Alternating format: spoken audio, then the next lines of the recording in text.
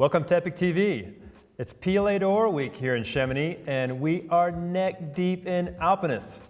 In fact, sitting next to me are Mick Fowler and Paul Ramsden, who have been nominated for the first ascent on the northeast buttress of Shiva. Mick. Hello. Paul. Welcome to the show. Now, before we get started, I'm just going to put this climb in perspective by reading an email that you received from Andrei Murishev, who is a noted climbing media person in Russia. Frankly, I cannot imagine how you will do it. Do you mean the northwest buttress? It is about 700 meters of climbing after the call, and it's the northwest side in October. All the rock will be frozen. On the other hand, the ice will be scarce as the buttress is very steep, so it will be very hard dry tooling and very hard protection. I am not even sure that anybody has climbed anything of this kind at this altitude ever in history. What were you guys thinking? You can't say no after that, can you, really? Oh dear. Yeah, we were a bit concerned, but by that time we already had photographs of the mountain from both sides. And we have a sort of set of criteria. It needs to be a very striking line, visible from afar. If it leads directly to the summit of the mountain, fantastic. It needs to be safe, it needs to be unclimbed. It needs to be in a remote and ethnically interesting area. It needs to be something where we can traverse the mountain and preferably descend by a line that has not been climbed. And Shiva satisfied all of those criteria. So walk us through the climb. First of all, we got there, but we couldn't actually find a way to the bottom of the mountain. So it took a few days to do reconnaissance and find a way through the glaciers. And then once we got onto it, it's a steep, nearly vertical, angled buttress, good rock, perfect granite, just like Chamonix here. And luckily, just on the crest of the buttress, there was a crack and chimney system that was full of ice.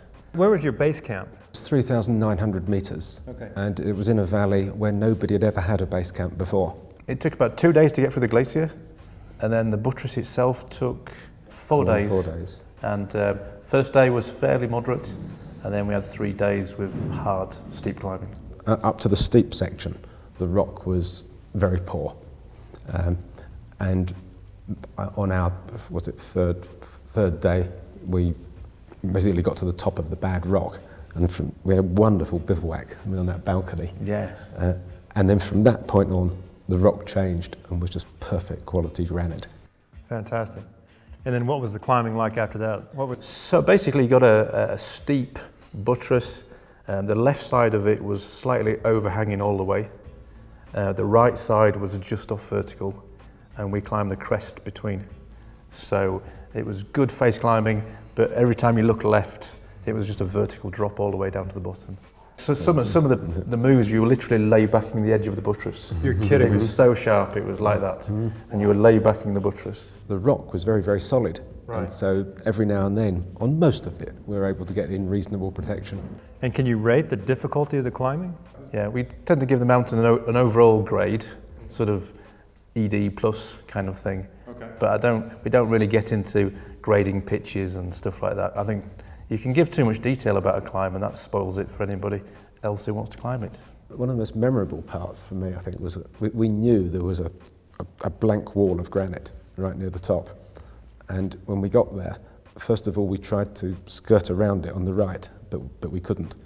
And then we had to bivouac. We were running out of time that day, and there was just one possibility, which was a vertical chimney that went through the buttress.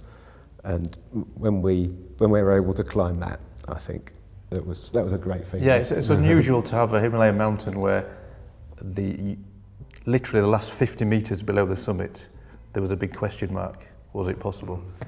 Usually by the time you got that high, you know you're going to make it or not. But literally we were 50 meters below the summit and we didn't know if we could get there. Any spicy moments on the climb? Spicy moments? I squeaked a lot at one point. Yes. What happened that made me squeak was we traversed out onto the left side, which was overhanging for a long, long way. And I ended up in a position where I'd got my ice axes hooked over a good edge, but my feet slipped, and I ended up in a complete straight arm position. And I had quite a heavy rucksack on, and below, and the groove it was just a U-shaped groove that was completely smooth granite, and below that it just tailed off and overhung. And I knew that if I couldn't pull up, because you could pull up, but there was nothing above. And I knew that if I fell off, I did have quite a good runner in, didn't I? But with the rope stretch and everything else, I knew that I would have fallen down the groove and been hanging on the overhanging section. In free space. And I really, really, really didn't want that to happen. What's the significance of the Piolet door for you guys? Really, it's a celebration of Alpine-style mountaineering, the way that it's organised at the moment. And I think the camaraderie between mountaineers that the Piolet door has developed is really, really good. And I think it's a great way of not only bringing mountaineers together, but of also setting ethical standards. And I'm just really, really pleased at the way it's gone in that way.